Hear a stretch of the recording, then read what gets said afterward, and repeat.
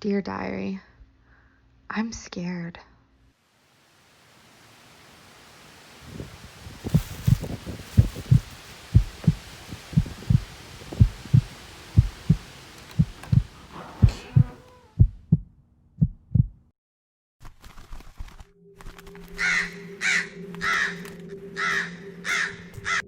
Did you actually think it was a coincidence that your car broke down near my house?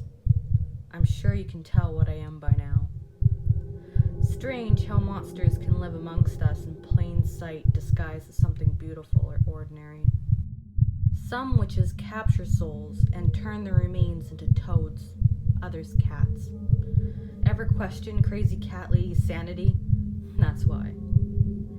For me, it's crows. You don't have to feed crows, but you can feed the unruly ones to a cat or two. Plus, the black feathers look lovely.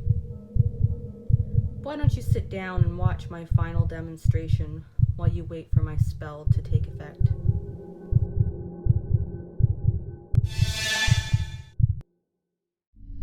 Welcome to the finale of my Pretty Witchin Halloween series.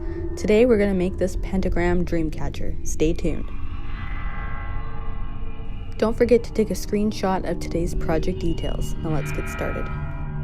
Attach your rope onto your hoop with the lark's head knot, with the tail end shorter on the left side. Next, wrap the hoop using the longer tail end. To do this, bring your cord up over the front of your hoop and pull the tail end through.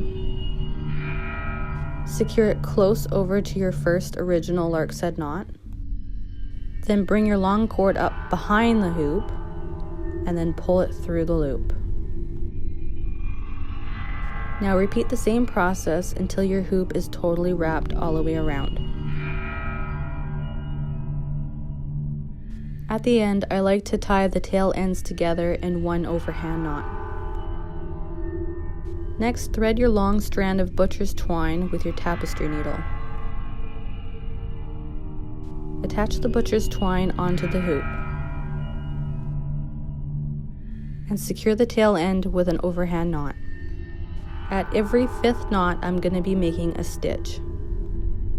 Make sure your butcher's twine is catching around the hoop and not the knots that are around the hoop itself. And we are not securing it with any knots, we're just weaving it all the way around our hoop. So I'm going to continue to make stitches at every fifth knot.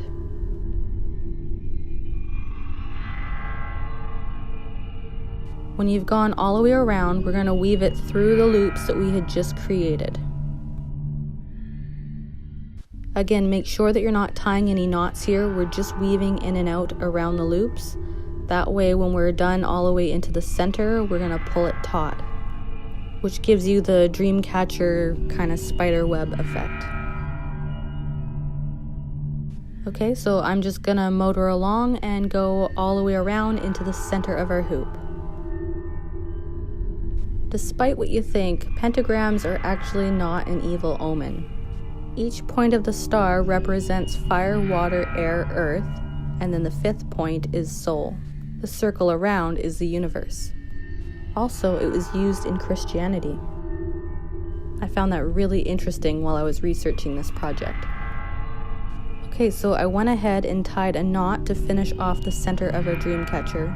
And now I'm attaching all 12 cords at the bottom using a lark's head knot. I like to attach these cords at the bottom right where we had cut off the pieces that wrap around the hoop of our project. I find that it just helps hide those cut off pieces. Next, take some super glue. I'm using E6000 and I'm applying it onto the ends of our feathers. To attach the feathers, I'm just going to slide it in through the loop of our lark's head knot and kind of hide the stem between the knots. If you prefer, you can use a hot glue gun instead, but I've attached many feathers and I find that super glue works the best. Bundle your sticks into 5 groups with 4 sticks in each bundle. Tie them off with the small scraps of butcher's twine just to secure them, and attach them onto your hoop in a star shape. To do this, I just used more butcher's twine and then tied overhand knots. I find the messier it looks, the more creepy it looks as well. You can leave the butcher's twine cord hanging, but I decided to trim mine just a little bit. And now your spell should be complete. Finally, I just need your soul so I can look beautiful again. Don't worry, it doesn't hurt. And you'll live forever with me as a crow. I'm back for another year of macrame.